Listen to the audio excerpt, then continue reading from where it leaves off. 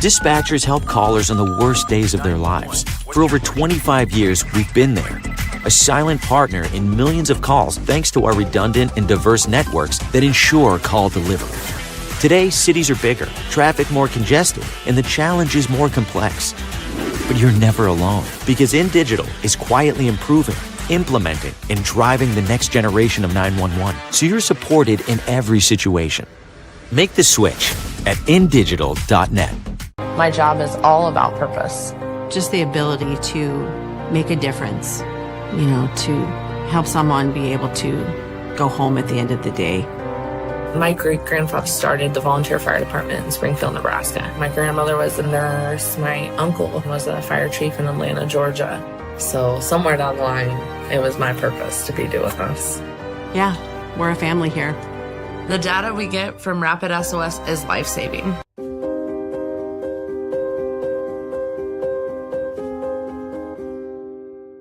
Have you ever met a 911 professional and asked, what's the worst call you've ever taken? Well, here's your answer. I heard your last breath the night you flipped your four-wheeler. I tried to call you the day you committed suicide by driving your car into a tree. Blue face, cold to the touch. I helped you with CPR after you found your infant face down, not breathing. It messed me up. I did everything I could, but it wasn't enough. You were with me from the beginning, Grandma. 27 years later, I took the 911 call when you died. How fitting to be there for me in the beginning, and I was there for you in the end. I miss you, Grandma. I am 911. This is but a glimpse into the world of emergency dispatch. But what is it really like to answer a call during someone's nightmare? What is the impact of the first responder answering the call? Available on Amazon or where you purchase your favorite books and ebooks. Imagine listening. Your worst day is our everyday.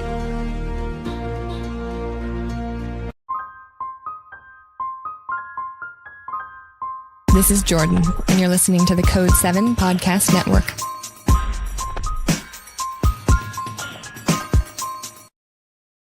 Warning. This episode contains the 3 A's of podcasting: adult content, adult language, and awesomeness. You've been warned. So the calls that stay with me are actually more the ones my staff took than me, because I know that they carry that with them.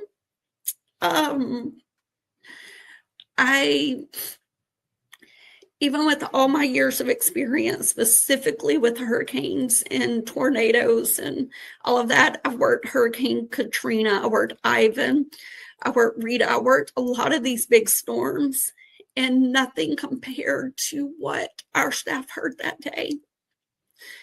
And it wasn't just, even when you have storms, you have bad calls, and the hurricanes, you always do, and they're tragic, and you carry them with you.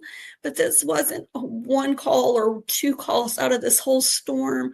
It was every time they hung up the phone and picked it back up, it was something else. It was just another tragic thing. So even with all my experience, there's nothing that can prepare you for that level of devastation and trauma.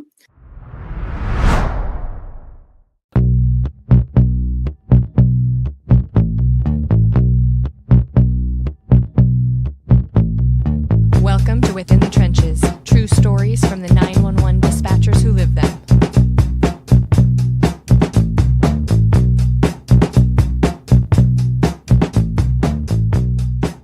Hey, what's going on? This is Ricardo with the Code 7 Podcast Network, and this is Within the Trenches, true stories from the 911 dispatchers who live them. This episode is sponsored by INdigital, a leader next-gen core services, as well as RapidSOS. Thank you both to my sponsors. I just thank you. I appreciate you more than you know, but also to all of you who are watching, listening, supporting, and sharing, subscribe to the podcast, all of you. I wouldn't be able to do what I do if it wasn't for all of you. So thank you so very much. It is November 7th, 2025, and it's already going so fast. It's just crazy. I think it's because it's the holidays, and I know you probably hear the intro and you're like, he's always saying everything's going fast. Like, it is going fast. before we know it, or probably when this episode comes out, it's going to be Thanksgiving already. So you don't know, it's all just moving so quickly, and a lot of big things going on. I've got the ranch coming up with Joe Serio, 360 Dispatcher, be out there teaching, recording episodes of the podcast, doing some behind the scenes stuff as always. And then of course the projects that I'm working on with RapidSOS as well, where we are just capturing these powerful stories that are coming out of the 911 profession. And then I will be back out in Texas again because there's a 911 leadership training event that goes on, which is the one that I'm going to here November 10th through the 14th. And then the first week of December is their mental health ranch. So they have a few different ones that they do, and I'll be heading out to the mental health one, which I'm really excited about. I'll be there doing some behind the scenes work, some audio video work, and chatting with a lot of the folks that are going to be there. So stay tuned for all of that. And without further ado, I am excited for my guest today. And I will say right off the bat, I really wish that I would have just gone ahead and recorded back almost a year ago now, I think, something like that. I think this coming January actually will make it about a year. But either way, I I wish I would have recorded back then, but I had a long drive, like a long drive, and I was already getting ready for it. But I'm glad that we're here today, that we're able to do this and just learn more about my guest. My guest today is Hope, and she is a 911 director with new Hanover County 911 out of North Carolina. Hi, Hello, my thank friend. you. Thank you for having me. Yes, I am so happy that we're able to do this finally. And I will say, when I left you after we took that selfie with a championship belt and everything, I was dying. Like halfway there, I was. So I'm kind of glad that we're doing this now versus then, even though I wish I would have. But yeah, halfway there, I was like, I got to stay awake. Like this is a long drive because it was like 6 hours. And I could have stayed the next day, but I thought, no, let's just go. Then I'll have the day in between, and then I'll Mhm. do, the next class and such. And I will say this before we get started, and I don't know if you've been to this spot or not, but when I left the area that I was in, I asked, are there any places that I should go check out that are fairly close before I go back? And this is one of the reasons I tell people that even though some people think I'm crazy for driving 8, 9, 10 hours, sometimes 20 hours to either something that I'm teaching or at a conference or whatever it might be, it's about the experience that comes out of driving that you get a chance to do versus flying. Because of course, when you're Mhm. flying, you see a lot of cool stuff, right? But when you're driving, you get that opportunity to stop somewhere. And the place that they told me to go was Pretty Place Chapel. I don't know if you've ever been there before, I but haven't. it is gorgeous. I think it was maybe an hour away, and it's Mhm. all the way up at the top of this mountain, and there's a chapel. And when I got there, it was raining and it was gloomy, but it was still gorgeous. I sat in one of those pews and I just cried. Like that's what the feeling was The like emotions there. came over you. Yes, I just thought, wow, I just feel lucky and blessed to be able to have this moment. I mean, there's like 30 or 40 people there as well taking in everything, but man, it's just something about those experiences. You gotta love it. But I I'll have had to check that out. yes, definitely. And I had a great time with you and all of your folks there at your center. And we were kind of talking about this in the beginning before we started. And it was just such a good time there. And I thank you very much for the opportunity to come out and teach and just hang out with all of you and record episodes with your awesome folks there. It was a good time. But I want to find out more about you, my friend, because you've got 23 years in public safety, which is awesome. And do you come from like a family of public safety or anything, or military service, or when you started in your career, did you just kind of jump in? I just jumped in. Actually, there was a job open for a dispatcher, and I didn't know what they did. I didn't even know they answered 911 calls at the time. I was 17 Mhm. and I was getting ready to graduate high school, so I applied for it. It was at our local police department, and I thought it'd be a cool job working for the police department. Knew no one in public safety, did not come from public safety, knew nothing about it. What? Yes. Yes. Oh man. Okay. So no, like not even any, because Mm-mm. sometimes like TV influences, some people will see I shows used to watch the or 911 show when I was a kid, but like I Rescue never 911 or had something. I actually never had a desire to work in public safety. It's just Yeah. I needed a job while I went to college, and it was supposed to get me through college, and that was it. Interestingly enough, contrary to most people, I got in and realized 911 was not for me Mhm. and didn't think I would stay in it, but my pride kept me there. And in small towns, jobs don't come easily Mhm. because there's not that many to choose from.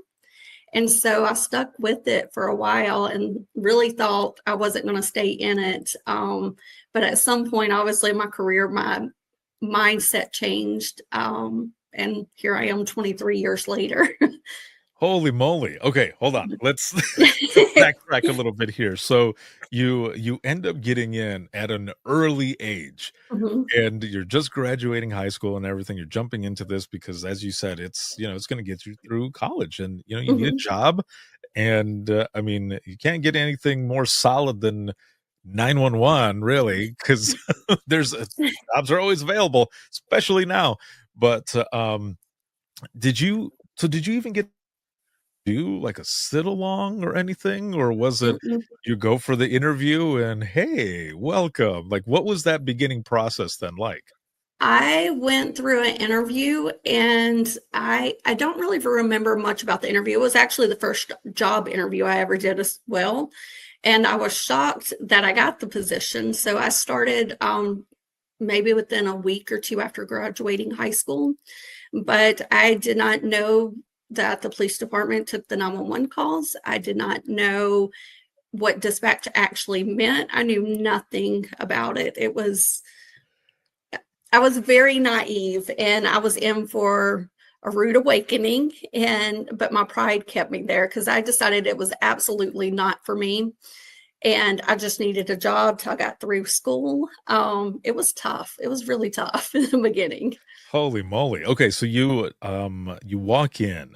So and of course, this is a while back, but if you can remember walking in that first day to start training or to start seeing everything that's there, do you like what are you seeing? Are there multiple people on the floor working at a time? Is it just one person? Is it a bunch of monitors? Like what are you seeing?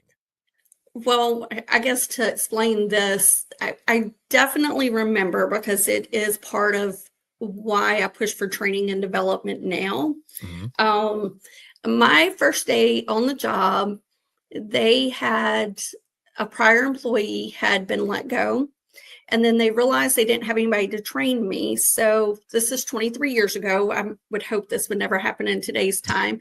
But they hired the lady back to train me to do the job she was let go from.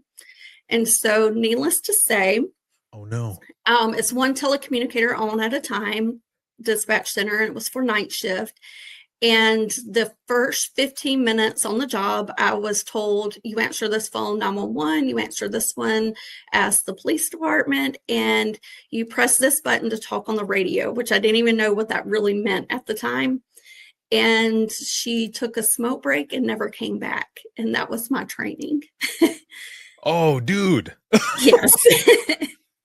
Hence the reason why I thought 911 wasn't for me. Looking back now, I was young, naive, dumb at 17, if I'm being honest.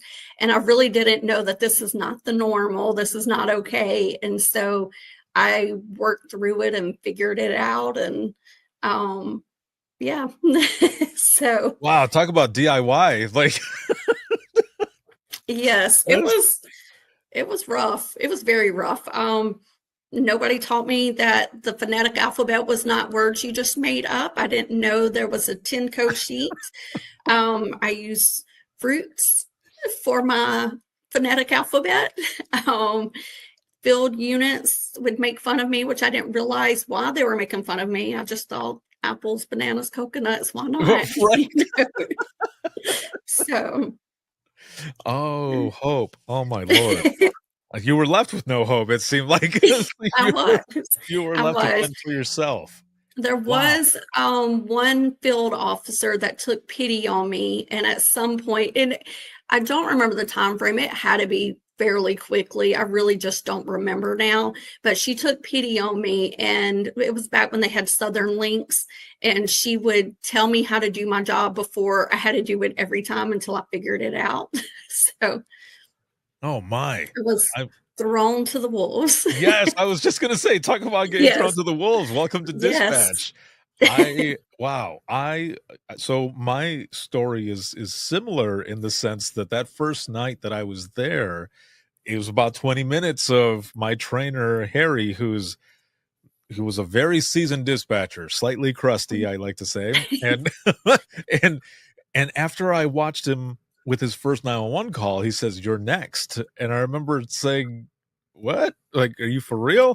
There's no way. Like, there's got to be some more training." And Mhm. and that, but yours is similar, but I would say way worse because the person left. I knew I didn't know what questions to ask. I definitely didn't know what order to ask them in.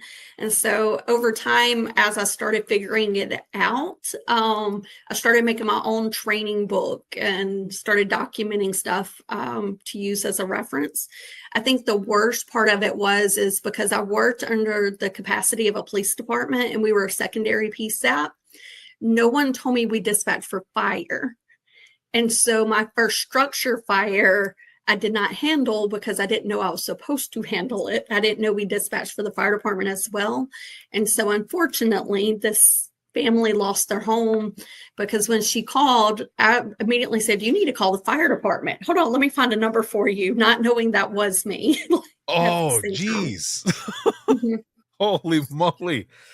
Well, I'm glad everyone ended up being okay. I mean, it Yes. sucks about the Yes. house, but I mean, honestly, you don't know what you don't know. And Mhm. without having somebody there, I mean, you said what, you're 17, going on 18 and everything. Mhm. And it's like, I'm here running the world, in a Mhm. sense. Like that's your world. That's your world that you're in, Yes. and you're running it. And someone was just like, "I'll be back. I'm gonna go have a smoke." And just Mhm. that was a long smoke. Yes. Like it Yes. wow. It was rough in the beginning. I am a very type A personality, especially back then. I've learned to tone it down a little bit now that I'm in the position I'm in. But I was definitely a type A personality, so nobody was going to know that they were getting to me. So I held it all in, then I'd go home and cry at night. Oh man. Yes. I know a lot of folks that have said something similar. It was like, I waited. I waited Yes, I until I waited. was gone. They were Because not yeah, going to know they got to me. right, exactly. Especially in that type of environment where, Mhm. we were kind of talking about this the other day, during a live broadcast about, culture and such that, Mhm. that's how some of it was for a lot of us in the beginning. It's like you just suck it up and you go to the next one, and you Yes. don't let people know that it's getting to you, or that the There's emotions are high or anything, right? Mhm. And whoo, so how long did you stay at that first agency then? Close to 4 years. Mhm. I love the Close fact to that 4 you were years. already creating your own reference guides and everything. Did Mhm. you end up leaving those there, or did you bring I them with you? did.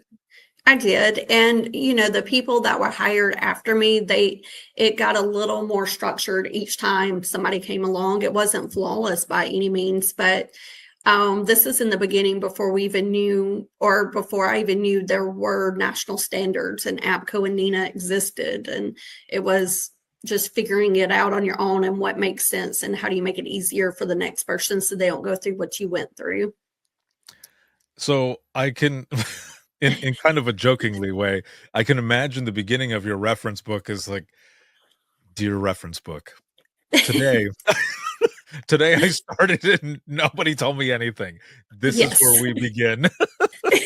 Yes. Oh man, I do love that though. I love that you were already thinking ahead, and not just for yourself, but for anybody else who is going to be coming in, like early on, especially at that Mhm. age, to think to be that much of a forward thinker is phenomenal because you're already thinking about the training piece and how I mean I can only imagine that where you're at today, you kind of think back on some of those times too, and you were kind of training yourself already all the way up for, anything that were to come up. So you end up leaving.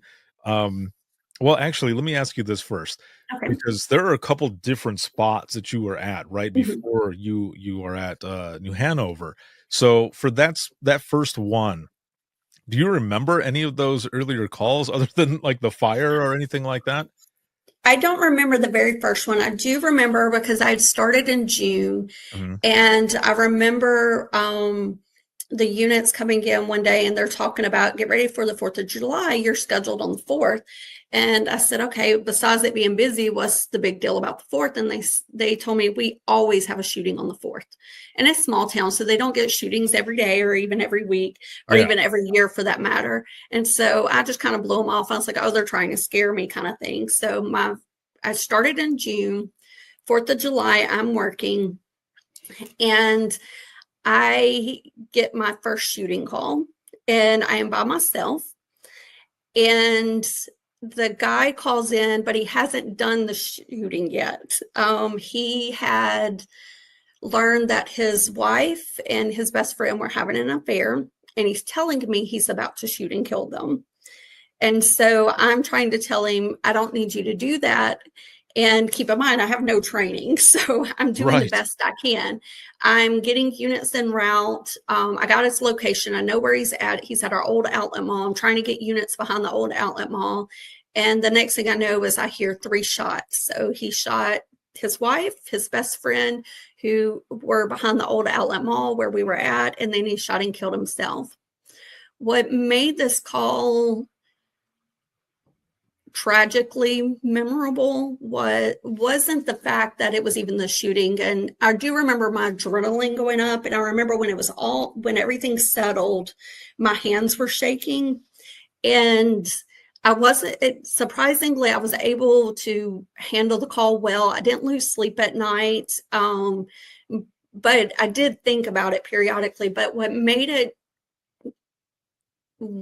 so impactful, I'm trying not to cry. Good Lord, I haven't cried over this one in a long time. No, please take um, your time. Sorry, was I had just graduated with their daughter. Hmm. So one of my classmates, because we're in a small police department, just a month prior, her and her younger brother came in asking me, hey, what's going on with my mom and dad? And so a month of starting into dispatch, I'm also telling my friend that your dad just murdered your mother and killed himself. So that was the hard part. Is I know being in a bigger center now, or at least a mid-sized center, depending on where you're at, smaller centers, they have to do a lot. Their telecommunicators aren't just telecommunicators. They do a lot. So Mhm. yeah, sorry. Okay, I'm going to pull it together now. No, you're good. So You are that was completely one of good. my that was my first call that I actually really remember. Um, Wow. And to be the age that you were, and to mhm, also have that moment. So for those who are watching and listening who may not understand this as Hope is describing this, maybe I can add a little bit to it as well. And so where I had started this small one-seater police department, people come in and you're mhm, face to face with these people as they come in and they're making complaints. And what I mean by making complaints, I don't mean that they're just complaining and being a pain. That's not what that means. That when we take a phone call, it's a complaint. It's something that we put in. So that's what I mean. It's there, people come in face to face rather than on the phone to make their complaint, whatever it might be. So, you're there face to face with these people, and we're used to taking calls. But if you're in a one-seater or something like that where you're public facing, that makes it even much harder. So for you, Hope, you've got them that come in, you Mhm. know them, you just go to school with them, you're friends and everything, and it makes it that much more personal. And Mhm. sometimes with some of those calls when people come in, or when you're on the phone with somebody and you have to call to say, we need you to go to whatever house, you can't always tell them what it is that's going Mhm. on, because if they're driving, you got to think about the liability there as well. Like, if I tell them what exactly is going on and they go hauling ass to the house to meet with whatever family member, they might cause an accident or be in an accident and they die or something. That's a huge liability. And so we have to say, something to the effect of, I've just been advised, I've just been told to give you a call and to go out there. There's some, issue that's going on, something, but just have them Mhm. go out there. And however they get out there, they get out there. But if you tell them, then it's like you could potentially cause something else just from that. So, that makes it just that much more personal, a lot deeper. So I can't, just hearing you talk about it, like, I can feel you. I can feel the emotion and everything coming through, because that had to have been a hard moment. It's It a hard one. definitely was. It wasn't even with training, nothing could have prepared me for that. Mhm. And not to mention, while we had that, we had a multiple vehicle accident with rollovers and entrapment that was going on at the same time as all of that. Because, it's never just one emergency at a time. Right, yeah, and again, for those watching and listening who are not in the profession, that are in the general public, 911 doesn't stop. It Mhm. it continues. Everything is going, and everything is going. I remember having to tell a few callers, completely be honest with them and say, "Your emergency isn't the only emergency going on right now, ma'am or sir," or whichever, and not in a jerky way, just telling them, being real with them to say, "There's another call that's coming in, which is why I have to put you on hold." Mhm. And there's only so many of us to be able to take these calls. So just hang tight and I will be right back with you. It's not that we don't want to talk about, to you, or that your emergency is lesser than anyone else's. It's just that 911 does not stop. Mhm. And Exactly. most of the time people understand, you know, other times people are like, and they go off. I'm like, I'm sorry, I will be right back with you. So, oh my Lord, I can't even imagine going through something like that. Now, I will ask as well, because things are a lot different now than they were back then when you first started, but was there any type of debriefing? Was there any other, No.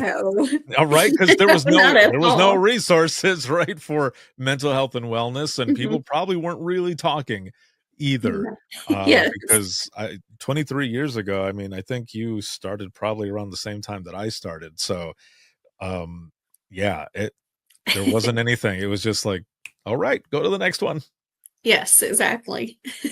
Oh, geez. So you end up going through all of that. And again, thank you so much for sharing that story as well. It's not one that I would have ever expected, to be something that you went through or experienced, especially at that age. I just can't even imagine. But again, I thank you for sharing that, and the fact that you are still in public safety all of these years later, because there's a lot of folks who might have taken something like that and said, just thrown up their hands and been like, yeah, this is not it. But as you said, your pride is what got you to stay.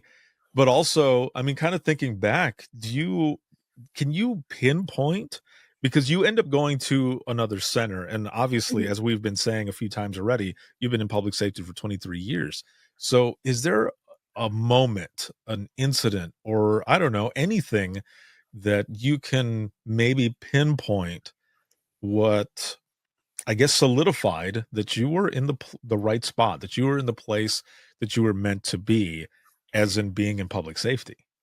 It's actually probably at the second center I was in Troy, Alabama. Mm-hmm.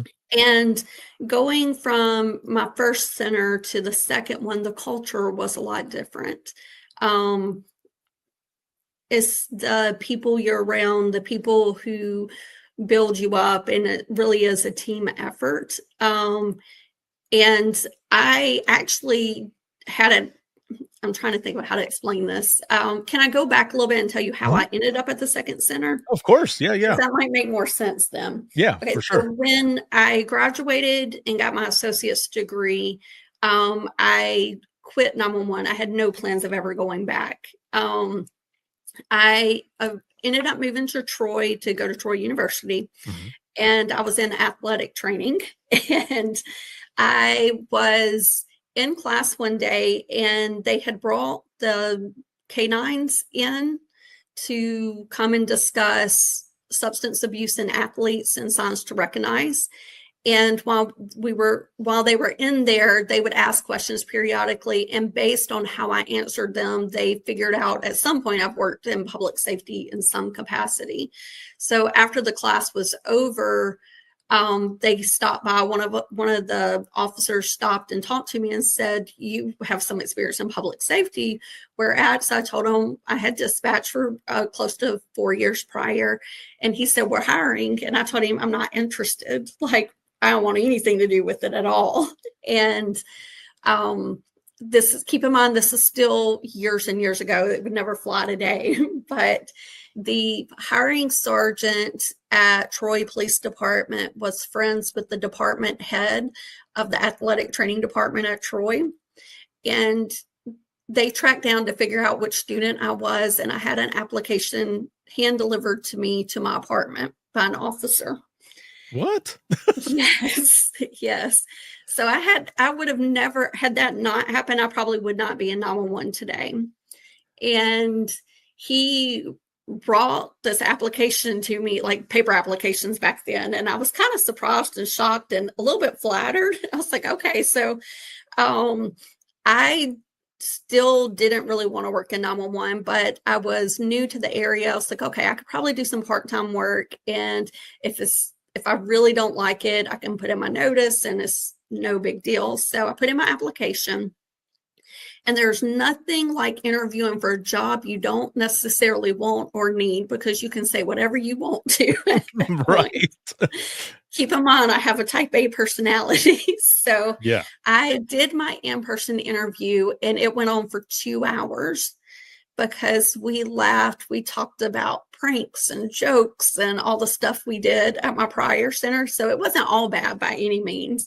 And so we had such a good time. That was the best interview I've ever had, was just getting to be real, be me, not being nervous for an interview just because I don't even know that I really want this job. So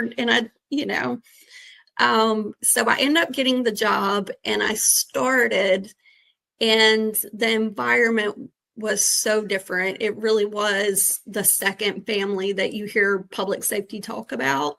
And that's what changed. And so after that, I decided athletic training wasn't for me. So I changed my degree every single semester.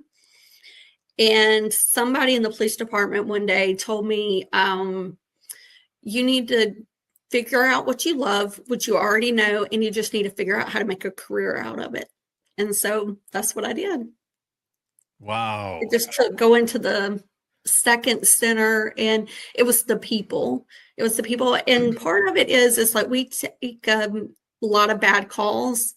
And the job itself, I love the adrenaline rush, the highs and lows. And while I don't want anything bad to happen in any of the communities I've ever lived in, if it was, I wanted to be the one to take the call.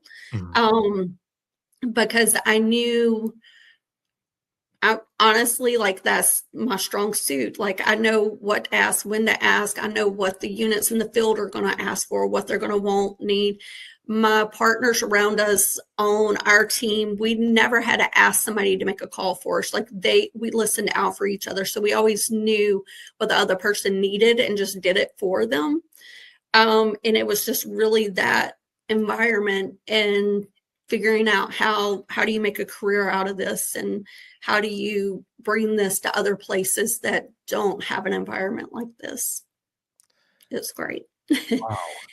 And, you know, something I do tell our staff sometimes, like when we do take tragic calls, is obviously it's not always the good calls, but in the moment, even when you have those losses, it's the impact you made in that moment.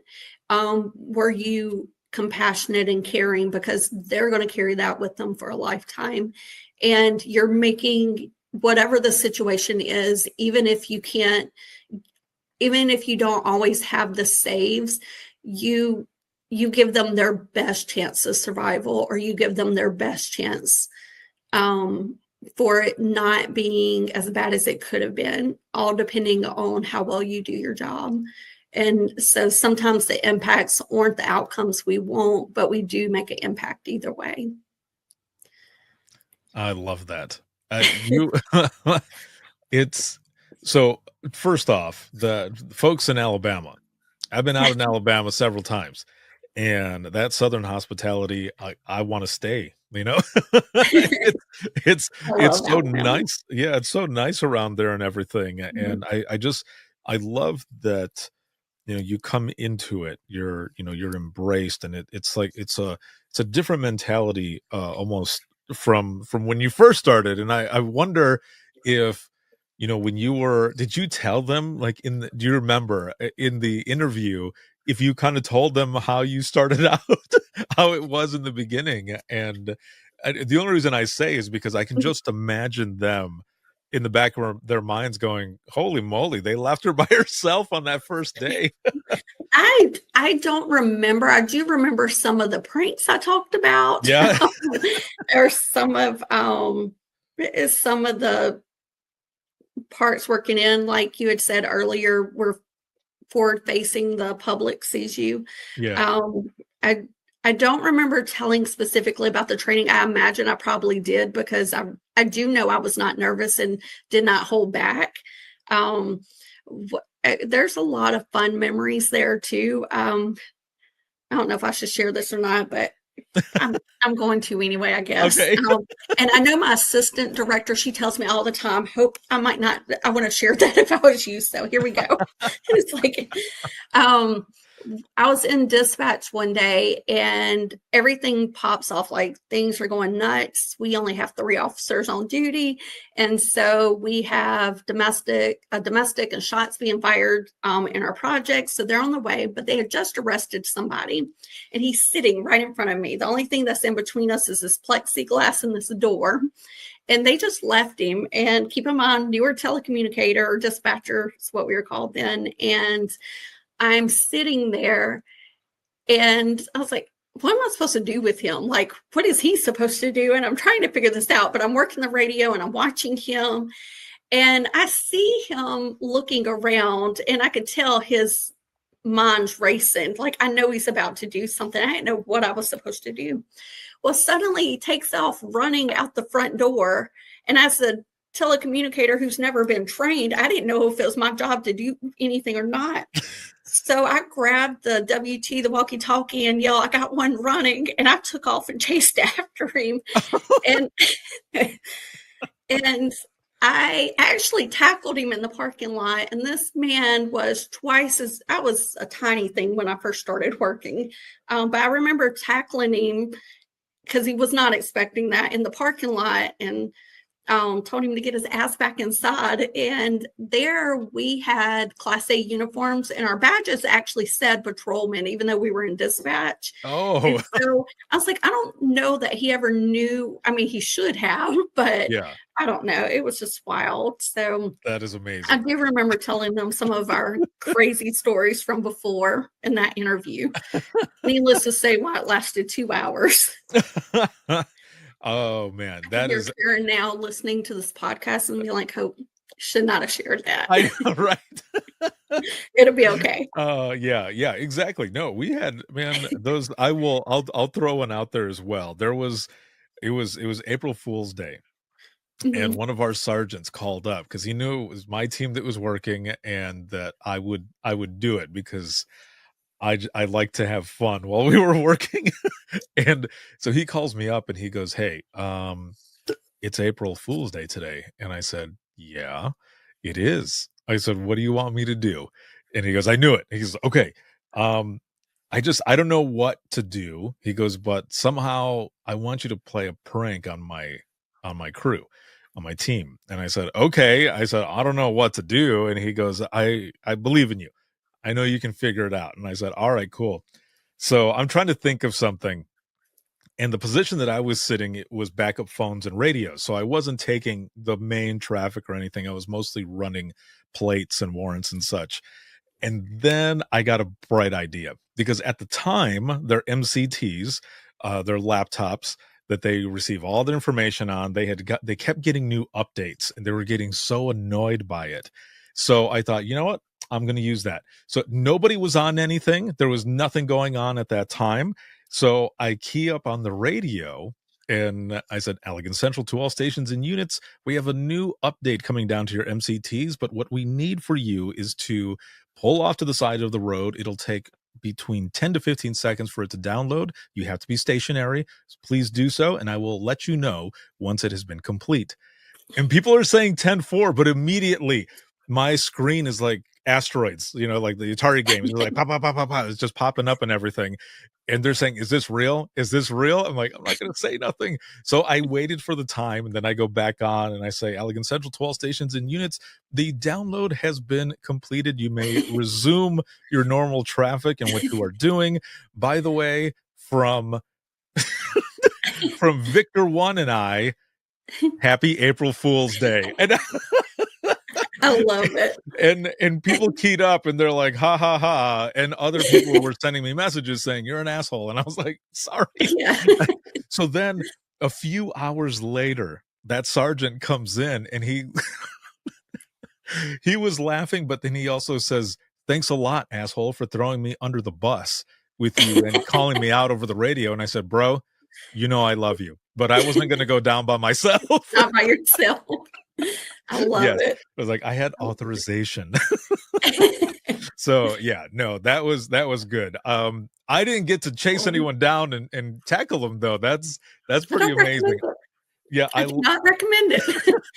I was like in the position I'm in now, I'm just thinking back to the liability, all the risks, all the things that could have went wrong. yeah, but it ended up being fine. It's a good story to tell. Yeah, exactly. I love it. I love it.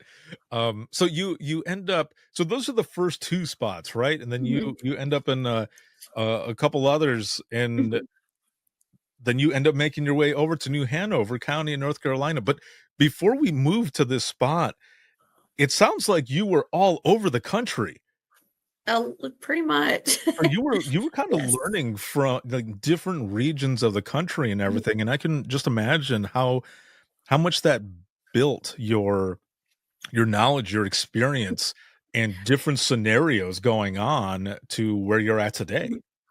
It was wild. It really is because feeling like you're top of your game and you know everything about 911 and then you get thrown into, well, I wasn't really thrown in, I put myself there. You go to these different centers and being in Alabama, I know how to work hurricanes. I was there for the 2011 tornado outbreak, worked it. We've worked flooding and you have brush fires, those type of things, to going out west. I remember going to Oregon and I was excited. I was like, I don't have to deal with hurricanes anymore. It was exciting to put that behind me. And my first year there, we had a wildland fire. And I remember my house on the backside of the mountain. You could see this glow coming from behind it. And I had a Honda Civic at the time, and I loaded it up with all my stuff. That was like, I was ready to go. If they said we were evacuating, I was already ready.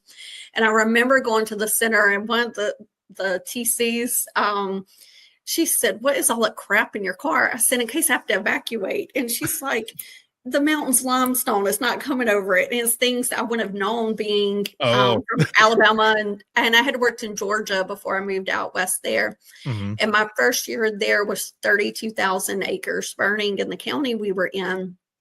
And my staff looked at me like I was crazy because I ended up telling them, you know, I know 911, I know parts of 911. I didn't realize what I didn't know until I went out west and was exposed to it fairly quickly. But I remember telling my team, like, if there's something I'm supposed to be doing that I'm not, I'm just going to be humble and tell you, I need you to tell me what is it I'm missing. And they laughed at me and they're like, oh, this is a small fire. The one we had last year was 100,000 acres. And my mouth's just wide open trying to figure out, like, okay.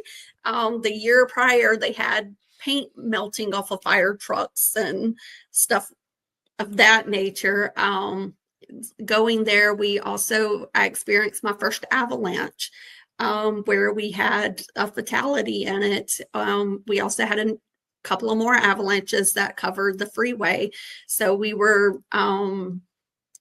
between Boise and Portland. And so it's pretty busy through that area. Even though we're a small community, we do get a lot of the other traffic, and suddenly we have an avalanche that blocks the freeway.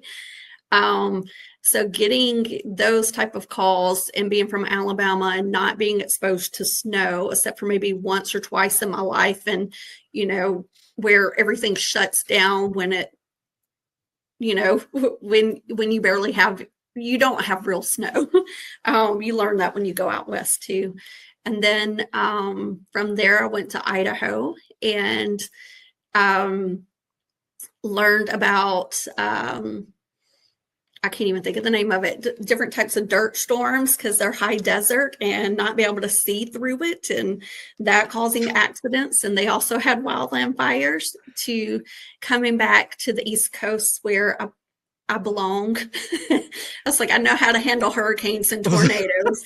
The wildland fires, I managed, and I had a great team at both centers. So like anywhere I've worked, I've been very fortunate to have worked with the people I've worked with. So I feel like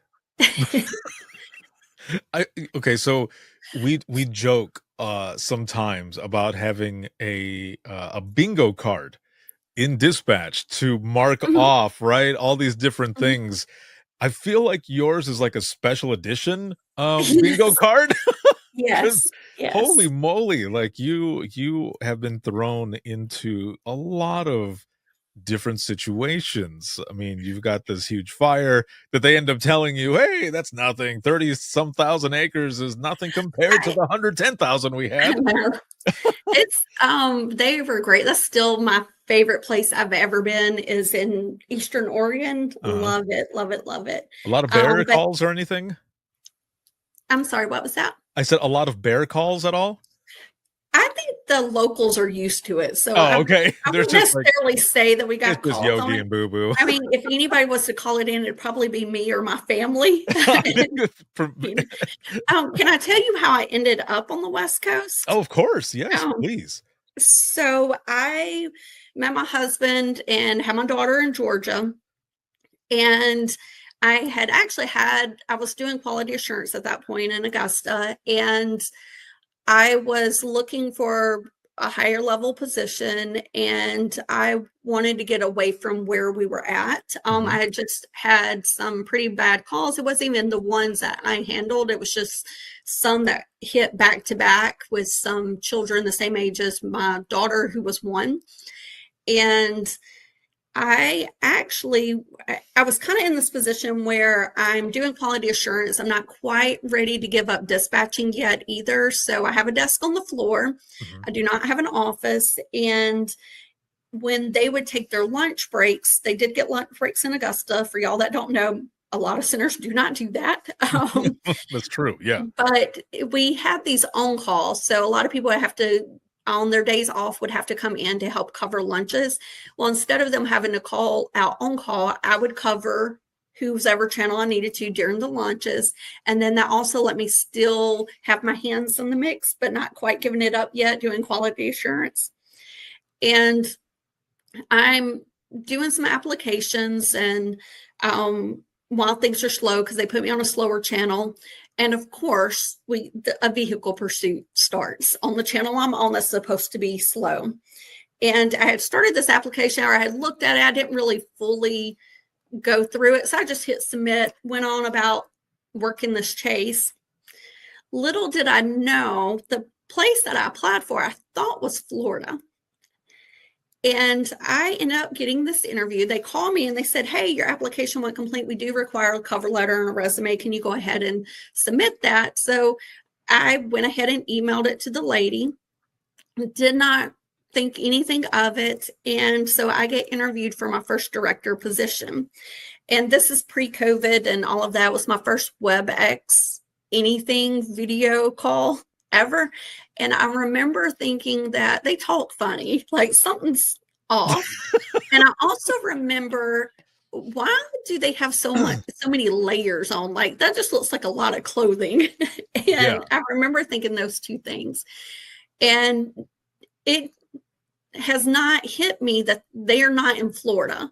Like, I have no idea that I have just interviewed for a job that's not in Florida at this point, but things are starting to come together. But backstory, prior to this, my husband now, at the time, he is my child's father. We are not married, but I have two beautiful bonus kids that we all lived in the same community. And the two things we agreed to was we would stay in the Southeast, so we're close to them. And the second one was no snow, because my husband and I both hate the snow. And so I do this interview, and I'm supposed to be called back a week later. They call me back an hour later to offer it. And that's when I realized it's in Oregon. And so I call Ryan and I tell him, so I was offered the job. He said, okay, go ahead and accept it. I said, no, we need to talk. And so we kind of went back and forth. And so I waited until he got home, and I said, so the job's not in Florida, it's in Baker County, Oregon. And the look on his face, I could still see it today. And his immediate response was, why in the hell would you apply for something in Oregon? And so neither one of us know anything about Oregon. I have never been anything west of Texas. I don't know anything about it. And so we're both on our phones Googling Baker County, Oregon, and what pops up? A mountain with snow. Oh, and geez. He looks at me and he says, they have snow there. I was like, I do now. And my bonus kid's mom, actually, because I had asked him if I could have a few days, because that's the big move, obviously. And I was kind of in shock of what I've gone through this whole process. And I got the wrong state. Like, I'm not even close. I would have never even applied across for the it, entire country. Yes. So my bonus kid's mom actually talked to us the day I was supposed to give them an answer, and said she was moving to Pennsylvania. And I took it kind of as a sign, and it's like, okay, well, we're not going to be all right here together anyway. So we took a leap of faith and moved out west in a blizzard, and having never driven in snow before with the 14-month-old, and loved it. Talk about taking a leap of faith. Yes. Now, don't get me wrong. After driving there for 4 days in a blizzard, having never driven in snow before, well, practically never driven in snow before, I got there and I cried, because driving through Wyoming in a blizzard, and that's rough to get it's there. Like your version of Little House on the Prairie. Like, it was great though. Like, that's still my favorite place I've ever been. It really is. I love it. That is amazing. So you end up you go there, you end up in Idaho, and then you end up back on the East Coast, and you are in North Carolina. Yes, I love it here. New Hanover. And so did you come into New Hanover as the director, or did you come in and work up? So I came in as the director. My position was actually under emergency management. So the emergency management director oversaw, his department as well as 911. But in 2018, when Hurricane Florence hit, they lost the 911 center during the storm. And I cannot commend them enough, especially the director at the time. He was torn between, figuring out how to bring a 911 center back up, but also you have significant flooding. You have people on top of cars. You have all this tragedy around you related on the emergency management side as well. And I can't imagine being in his shoes and having to deal with those challenges and making the best decisions he could with the information and the resources he had at that time. So from that, after they, I guess, essentially did some type of action and put some plans in place, my position came about. And when we were looking to move back to the East Coast, it was perfect. It really was the perfect position to stay in 911. Obviously, North Carolina is beautiful anyway. I'm close to my bonus kids because they also moved back south.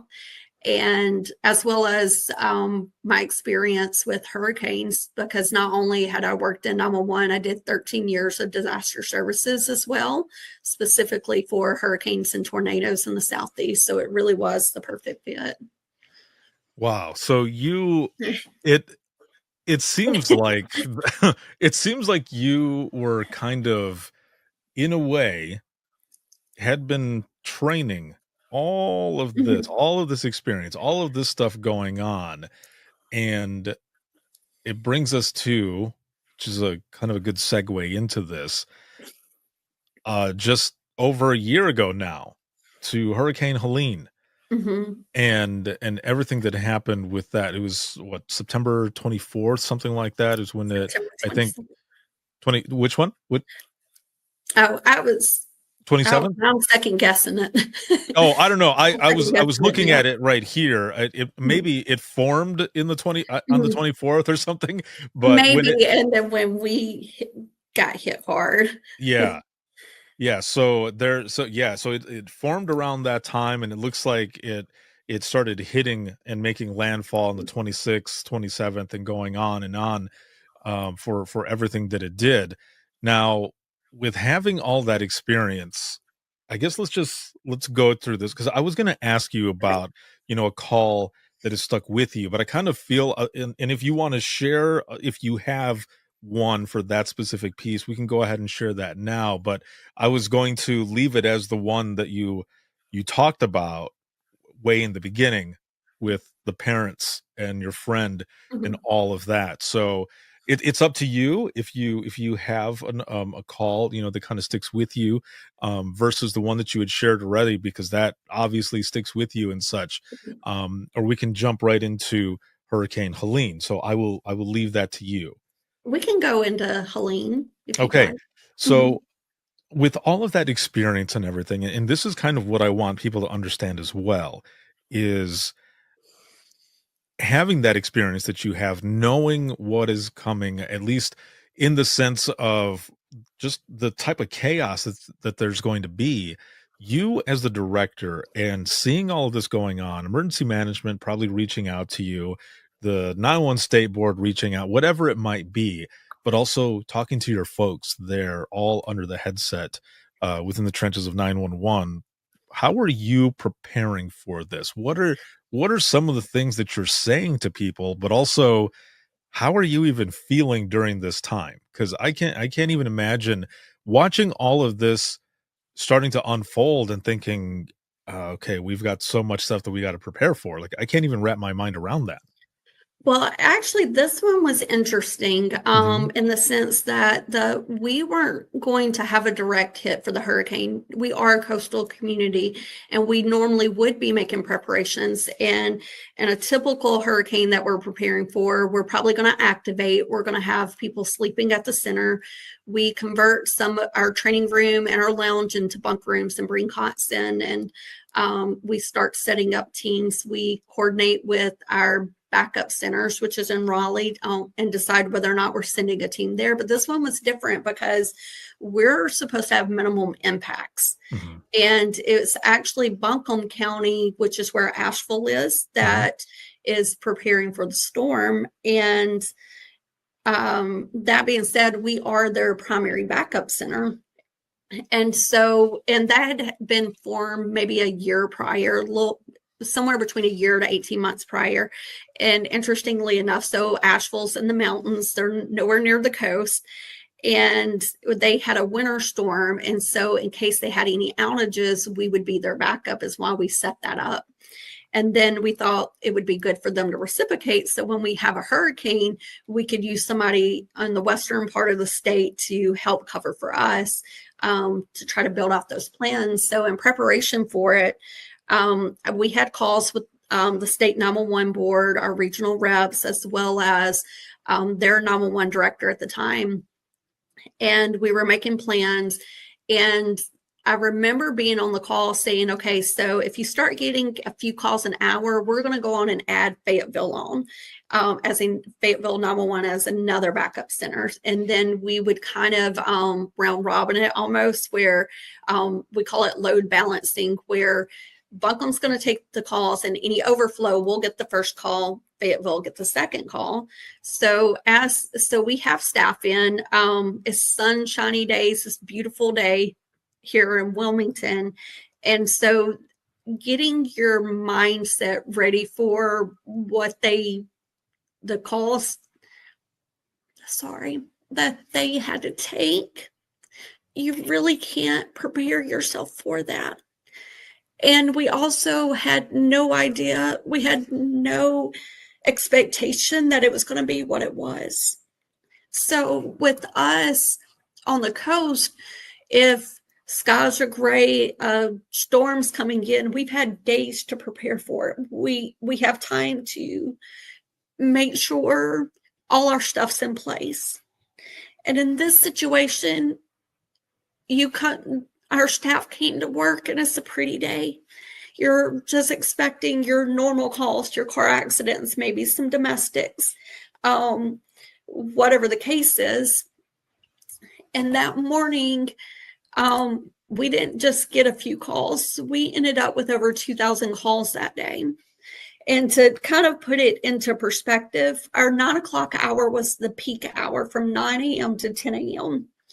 When you look back on the average number of calls that our center takes in that time of year, the days prior to that was 67 calls between 9 a.m. and 10 a.m. is what their average was. They took 886 in 1 hour. So it was all hands on deck. Everybody was doing whatever they could do, but to prepare for it we didn't have days to anticipate this.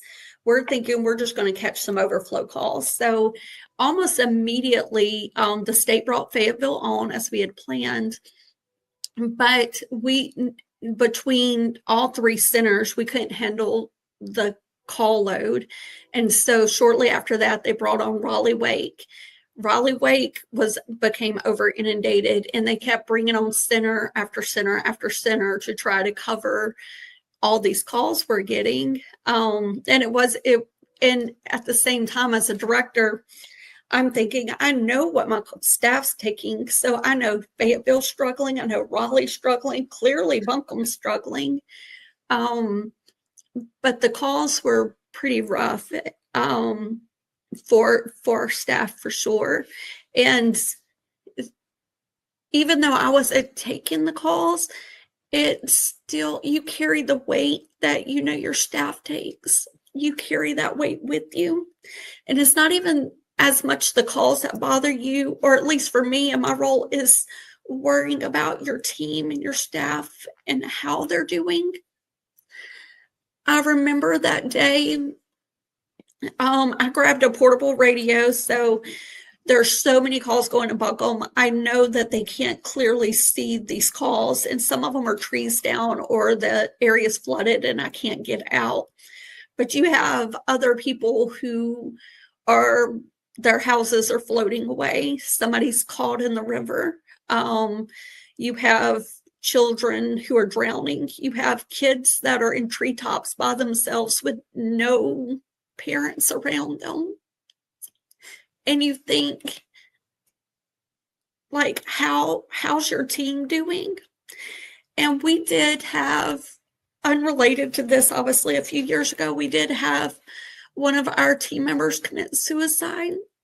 And so you think, it's not just like, you worry, what is your staff's breaking point? And you don't know what they're really dealing with.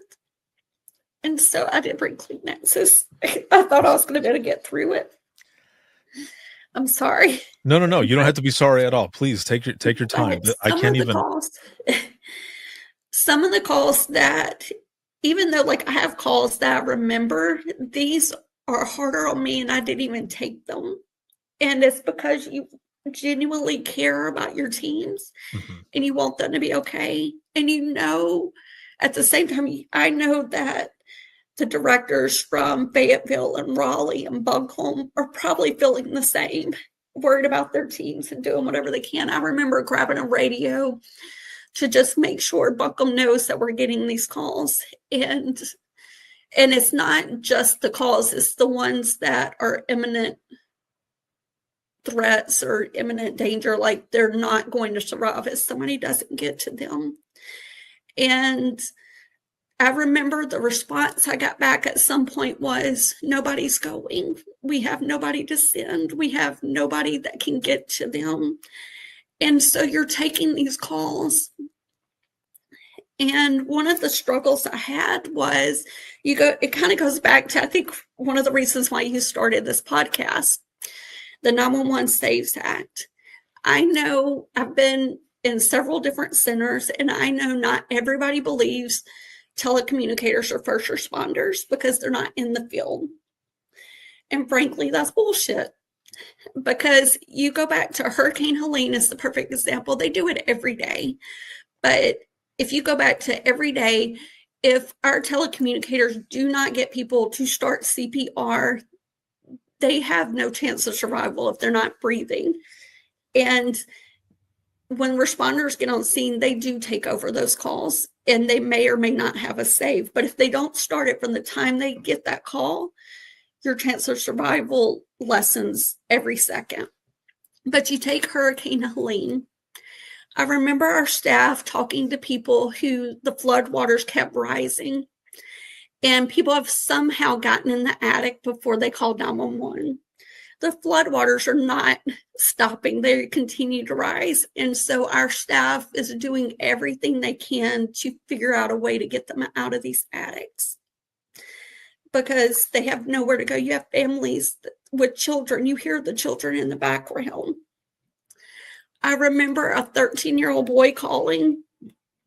They had just had a landslide happen at their house, and their parents went outside to go look to see what happened because if I'm not mistaken, I believe their vehicle had gotten in the landslide, and it's human nature to be curious and to go outside. And I'm not making any assumptions, I'm just saying. But the parents went outside and they never came back. And so this 13-year-old boy rode out the storm by himself. We don't know if he made it, didn't make it. We do know that nobody could get to him. We also know that there were so many calls coming in that they couldn't stay on the line with them either. We had calls for children who had climbed trees. And it's not just the calls. You can hear the stuff happening in the background. You can hear trees snapping all around them. I know a lot of people saw the videos of the houses going down the river, and you see stuff falling. Just imagine being on a call and these kids, and there's more than one, they've climbed a tree because the floodwaters are rising. There is no land for them to stand on, and the trees around them are just snapping.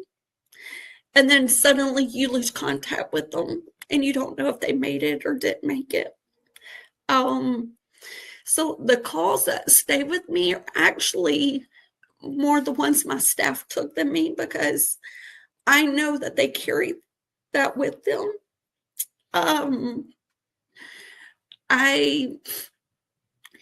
even with all my years of experience, specifically with hurricanes and tornadoes and all of that, I've worked Hurricane Katrina, I worked Ivan, I worked Rita, I worked a lot of these big storms, and nothing compared to what our staff heard that day. And it wasn't just, even when you have storms, you have bad calls, and the hurricanes, you always do, and they're tragic, and you carry them with you. But this wasn't a one call or two calls out of this whole storm. It was every time they hung up the phone and picked it back up, it was something else. It was just another tragic thing. So even with all my experience, there's nothing that can prepare you for that level of devastation and trauma. And kind of going back to the 911 Saves Act, when they say that telecommunicators don't save lives, that's not true. Telecommunicators across the state, I know there was a lot of centers backing up other centers as well. I know that almost our entire state was covering 911 calls. I know it wasn't all of them, but the majority of them were. And they truly gave our North Carolina community their best chance for survival. And in a lot of cases, it was their only chance, because in that situation, no one was coming. And so I think that's a whole other level. Is, even with hurricanes here, there are times that we pull responders from the field, and we do know that, or we don't, their agencies make the decision they can't go out anymore because it's not safe, or the apparatuses won't withstand the winds. But in this case, then at some point they're going to go out as soon as the storm comes or the eye comes through. They're going to try to prioritize some calls and send some people in that little bit of time you have. And in this case, it was just nonstop, and you knew people weren't coming. And so our telecommunicators prayed with people. They heard their last words. They gave them hope. They gave them compassion in their last moments. And I cannot begin to thank them enough for what they've done.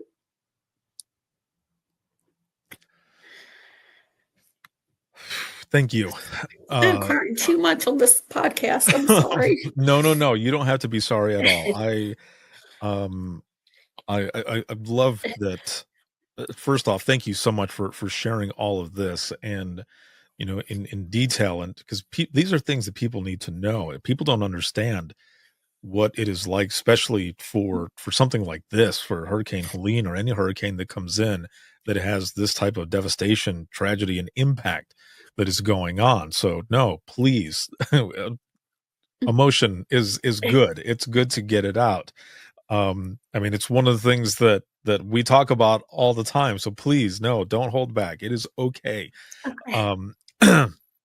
And just to hear the types of things that your folks were hearing and what they were going through, call to call, surrounding agencies. I can only imagine the amount of calls that are flooding in all over the place and how that's working as well. But also, like you said, and I've spoken to others.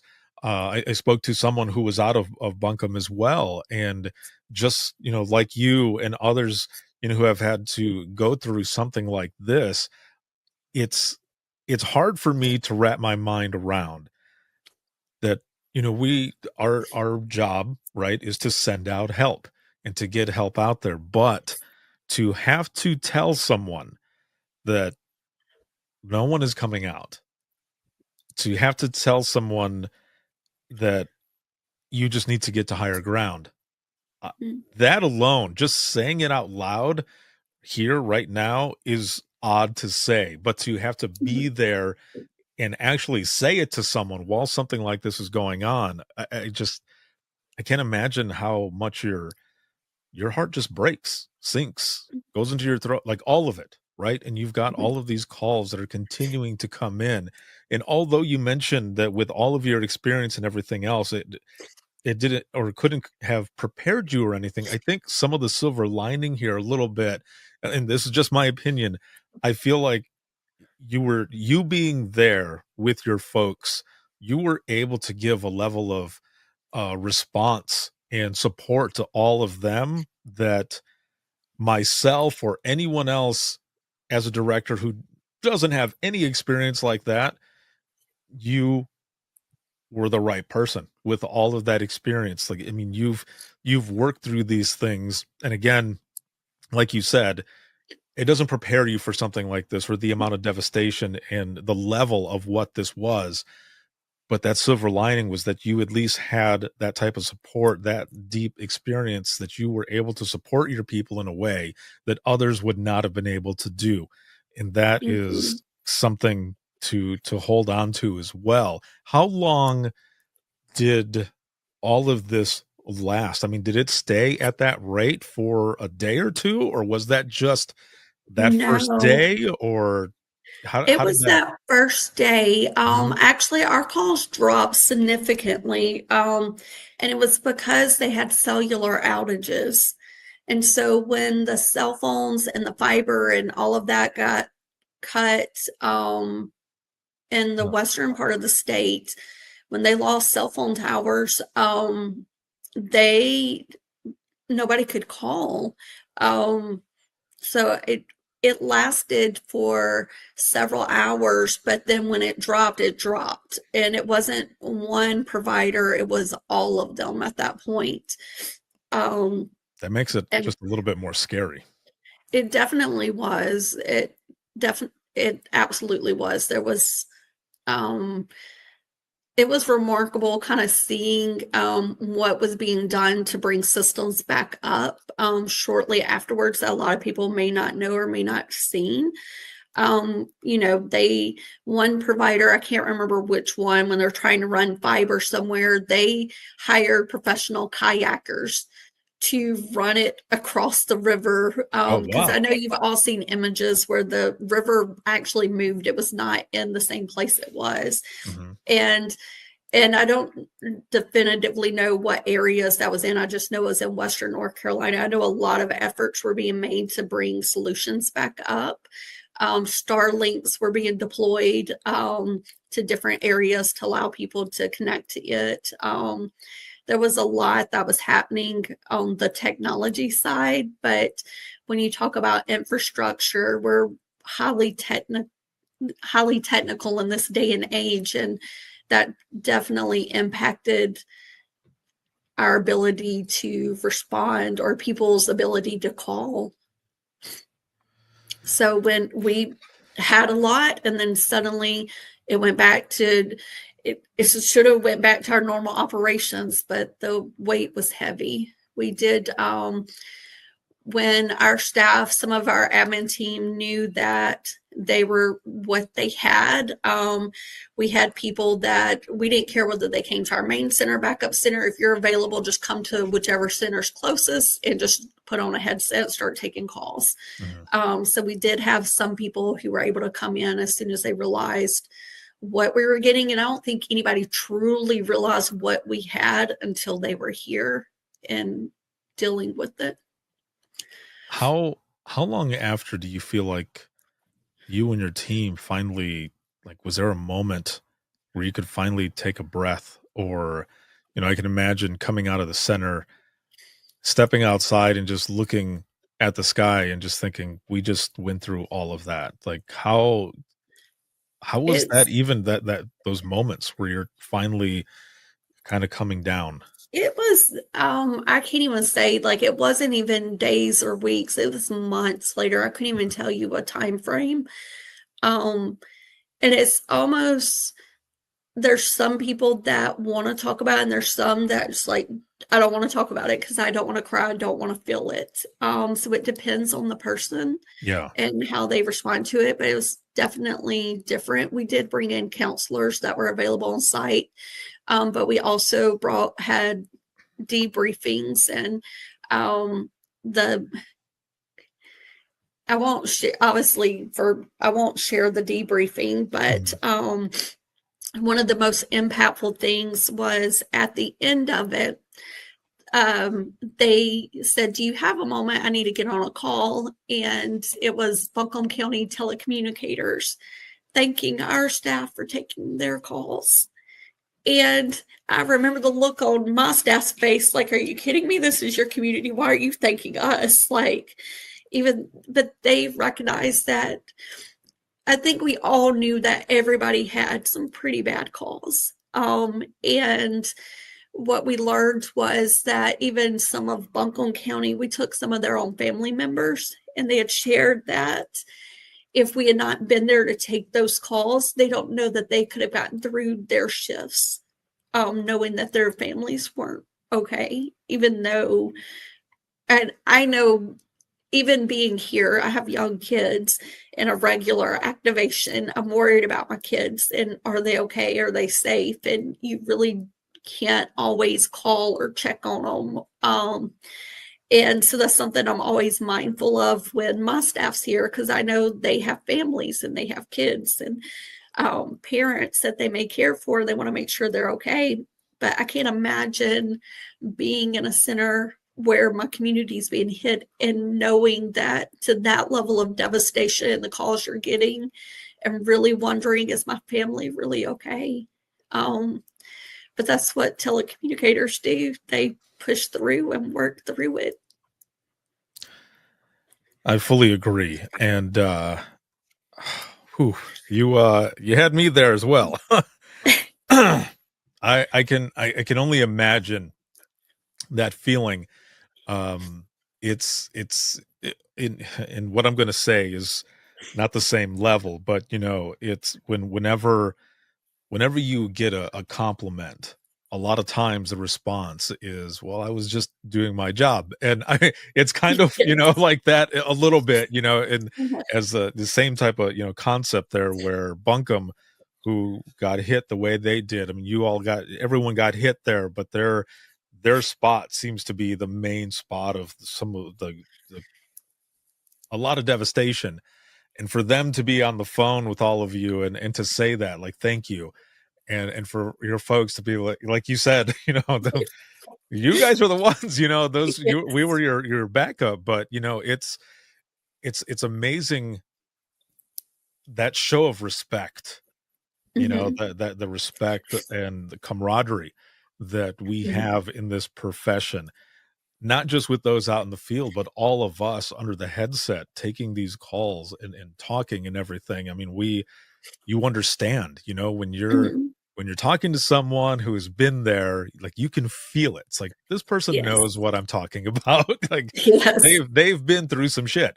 And it's, oh man, I can't say enough about you, your crew, everyone in Buncombe, and just all the surrounding agencies, just and not just 911, but everyone coming together and working and stuff, especially through something like this, having to hear everything that you heard, the not knowing, that's the biggest thing in 911, is we don't have that closure. And then for it to be like things like this, I mean, that just takes it to another level of not knowing.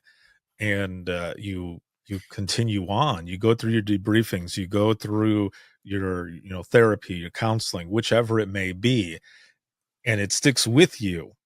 But when you're ready to talk about it, you're able to manage it as well by facing it. But of course, again, it's when you're ready. Just like you said, there are some folks who are ready to talk about things, and there's others who are not. And eventually, one day, they may do so. And that'll be a good thing, because that's when we start healing and finding closure through just simply talking with people that have been through similar situations or who were there as well. So thank you very, very much for sharing all of that, and just for what you do and your team. And I can't say enough. This has been amazing having you on and talking to you. And so I've got two questions for you as we go into the wrap up of this. With what we were just talking about here, your explanation, just all of it that you all went through, for anyone out there who is listening, who are in areas, and actually, I can't even say that are just in areas where hurricanes hit, because I mean, look at Sally. You never would have thought that that would have happened the way it Mhm. happened. So to anyone, for any type of big situation, incident, fire, hurricane, any natural disaster, anything like that, I guess what is some advice that you might have for them? Just, I guess, as an kind of an overview for big incidents, or what you might have to deal with as, the director of the center, and, your folks, when you're being there for them. Are you talking about for general public, or are you talking about for our teams? For teams. Yeah, for the teams. Um, but we do before a storm comes, especially when our peak season starts obviously in the summer. So around May, we do talk to all our teams and we put out training. Having a plan in place well in advance, knowing what the plan is, knowing that you have your families, pets, children, anything like that, you have a plan for them, because you don't know when you're activated, you don't know if you're staying for a day or you're staying for 2 weeks. During Florence, I believe, if I'm not mistaken, I believe we had a team that stayed 2 weeks in Raleigh, and then we had people staying overnight here for an extended period of time. Is making sure your home life is situated the best you can, and so you're not as worried about them in those situations. I know for me personally, I have no family here. My nearest family is in Alabama. And my husband, before moving here, had never experienced a hurricane. And I remember we had Dorian. It wasn't a whole lot of anything that came of it for us anyway. And I was like, I just need you to travel out west, go get a hotel, take a mini vacation, just go somewhere. Same with Isaias, nothing came of it. But for me, having that peace of mind Mhm. and knowing they're not here in the storm was better for me, because I don't have to worry about it. I don't have to look at my phone to make sure I didn't miss a text that something's happened. And even in smaller storms, a tree falling on the house. When I worked Hurricane Ivan, a tree fell on a house, and we had a friend of ours who was pregnant with triplets, and she lost all 3 of her babies during that. And I know there's a lot of other stories, that people that can relate, is giving yourself the peace of mind by making preparations in advance. Um, and finding a way afterwards, if you do lose all communication, figure out a plan on how you're going to how are you going to get a message to one another that you're still okay? Because I know my family would be worried about me as well, but I also don't need them calling every few minutes, given the career I'm in, Right. to make sure I'm okay. But we do, in preparation of it, all of our supervisors here have been here for a good period of time, and they've worked through activations and all of that. So they're really good about meeting with all their staff, especially ones that haven't been through something like this, which that in particular, I don't think anybody's ever been through. But they do have things they tell them. They have lists what you need to do to prepare at home, as well as what you need to do to prepare to come into work and activate. And just making those plans in advance. That's perfect. Thank you so much for that. And my last question Mhm. for you, and when I ask this, it's not to change anything, because there's a lot of things that we experience that bring us to the person that we are today. Whatever lessons they are, hard lessons, easy lessons, whichever, it brings us to where we are at today. So, with everything that we've talked about, and reflecting on your career, your journey, which again, it's been phenomenal to have you on. It's been an honor to hear your story.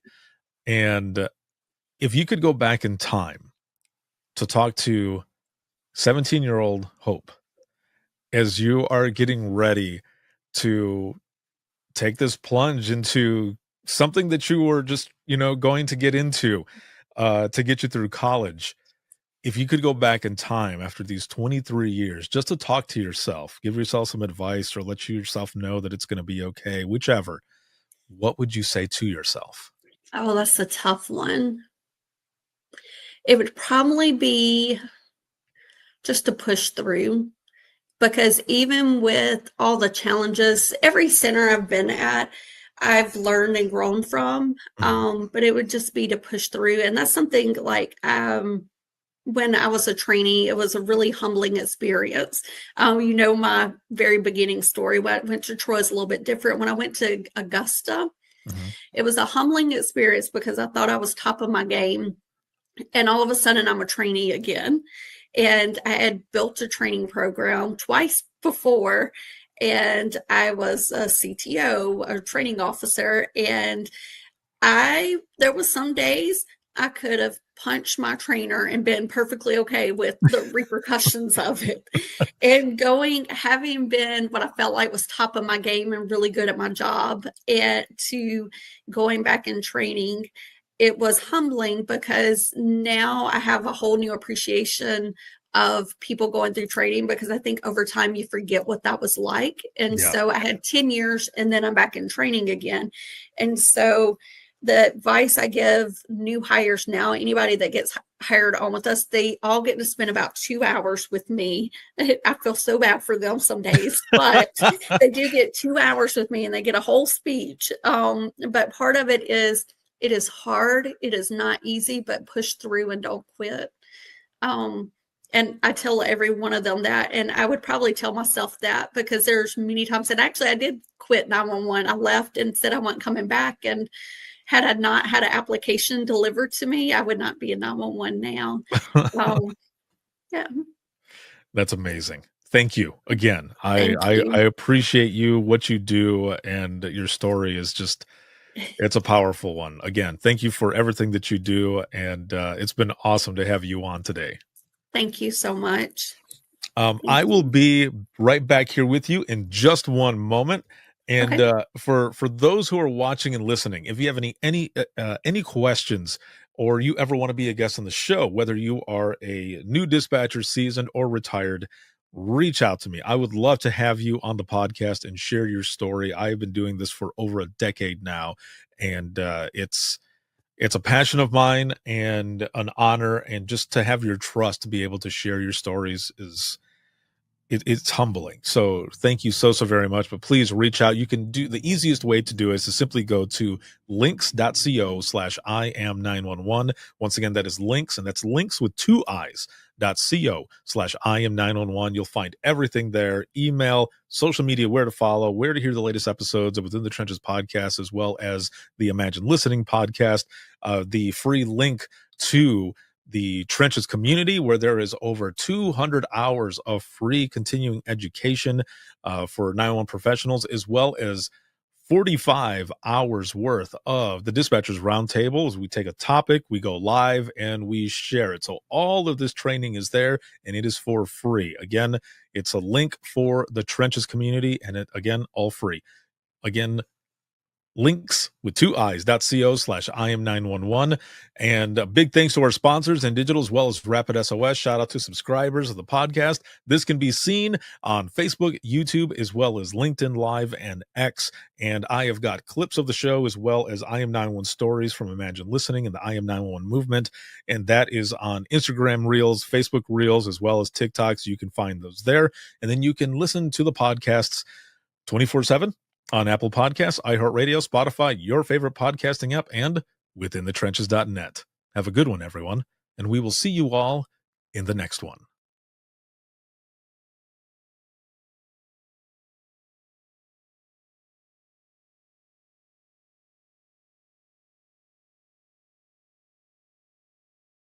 Imagine listening to someone's worst day every single day. Imagine listening as someone experiences life, through their worst nightmare to the miracle of birth or a life saved. I'm Ricardo Martinez, a former 911 dispatcher, and for years, I've been recording the voices of a hidden world, ours. I've provided a space for 911 dispatchers to share their powerful stories. It started as a peer support session and continues. Dispatchers sitting together, sharing out loud, or writing down what they couldn't say. Some stories will grip you. Stories of heartbreak, resilience, and calls that haunt us long after the line goes quiet. But imagine listening is more than heavy emotion. It's about healing. It's about laughing through the chaos, lifting each other up, and reminding the world that dispatchers are human too. The lighthearted will balance the heavy. Experience the power of storytelling, a podcast for the thin gold line and those who want to understand it. This is Imagine Listening. Your worst day is our everyday. Subscribe now wherever you listen to your favorite podcasts.